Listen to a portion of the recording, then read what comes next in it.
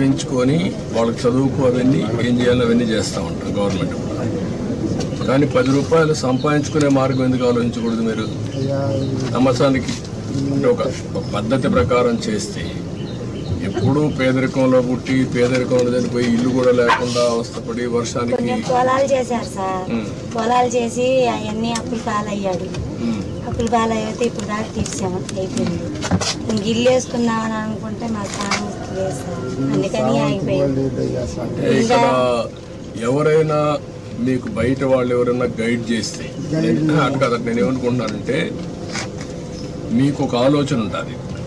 మీ ఆలోచన right are రాంగా. ఇప్పుడు ఈ అబ్బాయి ఉన్నాడు అనుకోండి, కానిస్టేబుల్ అవుతాననుకున్నాడు, పోలీస్ అనుకున్నాడు, వీడు లాయర్ కావాలనుకున్నాడు.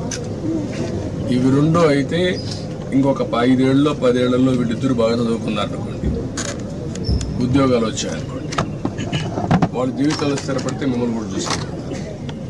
అప్పటి నుంచి మీ జీవితాలు కూడా మారుతాయి. మీ ఇద్దరిని వాళ్ళు చూసుకోగలుగుతారు. కొంచెం ఒక పద్ధతి ప్రకారం మారుతుంది.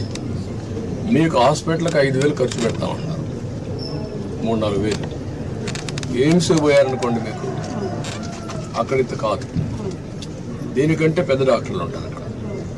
ఇలాంటి ఆలోచనలు కొన్ని మీకు ఇవ్వడానికి నేను కూడా ఆలోచిస్తున్నాను.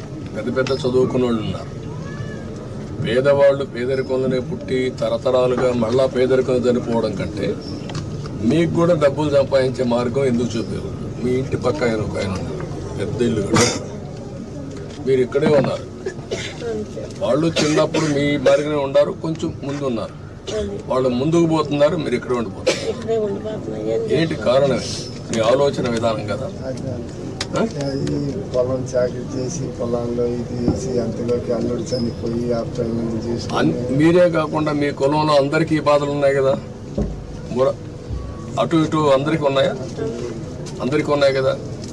ఈ ఊర్లో రెడ్డిస్ ఉన్నారు, లేకపోతే వేరే ఏ కులాలు ఉన్నారు ఈ ఊర్లో? రెడ్లు, కమ్మోరు, యాదవులు, శాఖలు, లంబాడీలు, మాదిగోళ్ళు, మాలోళ్ళు. ఇప్పుడు రెడ్లు బాగున్నారు కదా, కమ్మోళ్ళు బాగున్నారు కదా, తర్వాత యాదవులు బాగున్నారు కదా. బాగలేని దేవురు మీరే కదా. ఎందుకు? కారణం ఏంటి? కాదమ్మా, మీ ఆలోచన. నేను అందుకే మీలో మార్పు తీసుకురావుతాను. వాళ్ళ మారిగా మీరు ఆలోచించాలి. ఇప్పుడు వాళ్ళు పొలం చేస్తారు, కానీ వాళ్ళకు జీవితంలో ఆస్తులు వచ్చాయి. వాళ్ళ తండ్రి తాతో 1 ఎకరా 2 ఎకరాలు 5 ఎకరాల భూమి ఇచ్చాడు, మీకు అవి లేవు. కానీ మీ కష్టార్జితంతో మీరు బతుకుతున్నారు.